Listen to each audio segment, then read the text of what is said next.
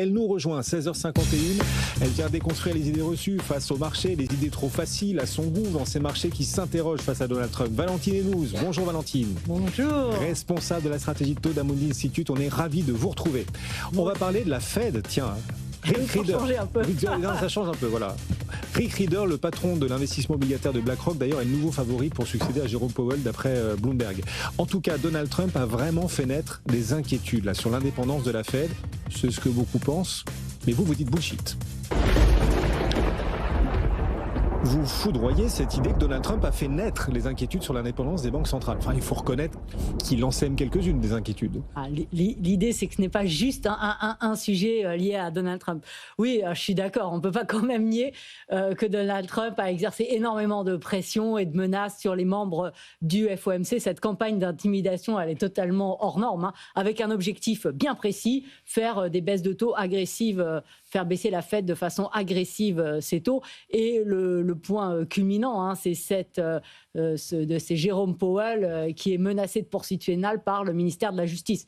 Donc l'objectif de Donald Trump est quand même assez simple, parce qu'on peut quand même s'interroger sur ces poursuites pénales, parce qu'on arrive quand même à quelques jours à peine où Jérôme Powell va avoir son mandat de président de la Fed arrivé à terme.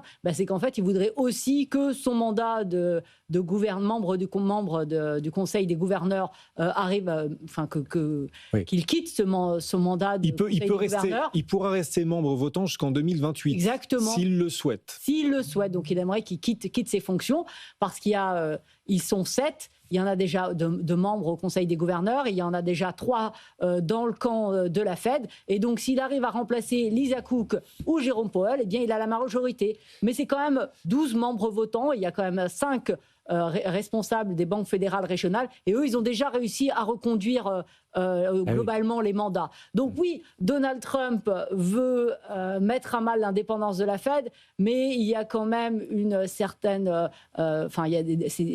beaucoup de votants, il n'a quand même pas aujourd'hui la majorité au sein des votants du FOMC. Oui, donc vous dites que ce n'est pas le vrai problème, le sujet autour de la Fed dépasse Donald Trump en réalité. Complètement. Complètement, le sujet, c'est qu'aujourd'hui, on est dans un contexte macro-financier qui est totalement différent, et c'est un sujet qui est beaucoup plus global que celui des États-Unis. On est dans un contexte où les déficits aujourd'hui, ils ne sont pas juste conjoncturels, mais ils sont structurels. On voit que les besoins de financement des États, ils sont en train d'augmenter de façon très significative pour répondre aux dépenses sur le vieillissement, aux dépenses militaires. On se rend bien compte qu'en Europe, on va devoir dépenser plus d'un point de vue militaire. On voit aussi que les États et la Chine sont rentrés aujourd'hui dans une guerre dans le secteur de la tech. Donc, des besoins de financement qui sont aujourd'hui structurellement plus élevés, et le contexte de taux est aujourd'hui totalement en train de changer. Parce que si on regarde entre la crise des subprimes et la crise du Covid, on a une augmentation de la dette des États, mais en parallèle, on a une baisse des taux d'intérêt, ce qui avait permis de stabiliser le coût de la dette. Là, qu'est-ce qu'on a depuis le Covid ? On a une accélération des besoins de financement des États, et en même temps, on a une hausse des taux d'intérêt. Donc là, on commence maintenant à s'interroger sur le coût de financement des États. Si on regarde aux États-Unis, la charge d'intérêt de la dette, ça représente 20% des revenus. On comprend pourquoi Donald Trump veut à ce point-là que la Fed baisse ses taux. Et l'enjeu à moyen terme, ça va être quel niveau de taux pour quelle croissance ?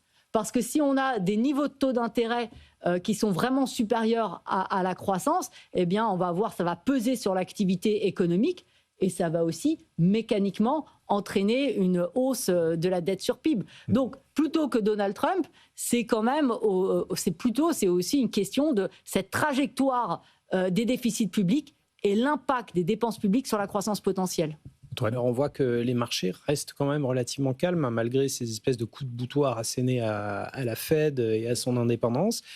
Est-ce que vous pensez que ça peut durer comme ça longtemps, ou il y a bien un moment où les marchés vont s'inquiéter et de manière assez sensible ?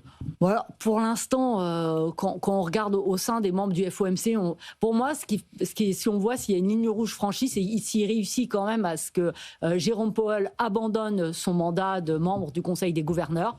Là, c'est quand même une ligne rouge qui pourrait être franchie, ou s'il arrive aussi à remplacer Lisa Cook. Là, on voit quand même qu'il y a des lignes rouges qui sont franchies. C'est après-demain, c'est mercredi que la Cour suprême doit examiner justement la constitutionnalité du limogeage de Lisa Cook. Exactement. Donc c'est pour moi un point important. Alors, je ne sais pas si les marchés réagissent parce que les marchés sont assez prêts à résister à toute menace, mais ça indique quand même une prise de pouvoir un peu plus importante de Donald Trump sur la Fed. Parce que si on regarde aujourd'hui la trajectoire anticipée des taux de la Fed par le marché, il ne pense pas que ça va être influencé par Donald Trump. On est toujours sur un taux de la Fed qui est autour de 3%. Les anticipations d'inflation à long terme, elles restent quand même bien ancrées et on n'a pas vu de pression très forte sur les taux longs. Oui. Et après, ce qu'on voit quand même sur ces dernières années, sur l'année 2025 plus largement, on a quand même vu une hausse des primes de terme. C'est-à-dire que maintenant, même si les banques centrales baissent leurs taux, on voit qu'on a des pressions sur les taux longs. Les investisseurs, ils demandent plus de rendement sur les parties longues. On a vu les investisseurs s'interroger sur le dollar et on a vu l'or s'apprécier. Donc, pas de réaction très très forte à court terme aujourd'hui sur le sujet de Trump, mais plutôt quand même des marchés qui commencent à prendre ce risque d'être souveraines, mais c'est plutôt un sujet de fond pour les prochaines années. C'est un peu comme la température des océans. La température des océans peut monter, même si vous allez vous baigner en hiver, vous vous dites « Oh non, elle est fraîche ». Non, elle monte quand même sans que vous vous en rendiez compte. C'est un peu ça qui se passe sur le marché obligataire. Exactement. Julien. Vous qui connaissez bien ces différents actifs, que ce soit devises, actions, obligations, il y a Deutsche Bank dit que les Européens hors Royaume-Uni, sauf faire de ma part, ont 8 000 milliards de titres américains, donc obligataires et actions. Et que les États-Unis, ils ont vraiment besoin de l'étranger pour financer leur déficit. Est-ce que c'est pas ça la vraie arme financière des Européens? Et est-ce que ça peut changer la donne sur les taux et sur le contexte actuel? Ça fera un super thème pour le club, ça d'ailleurs. Ça c'est une très très belle question, parce que c'est nos armes pour répondre à l'attaque de Donald Trump. C'est que qui finance la dette américaine, qui finance aussi le crédit américain. Les Européens financent de façon importante cette dette-là.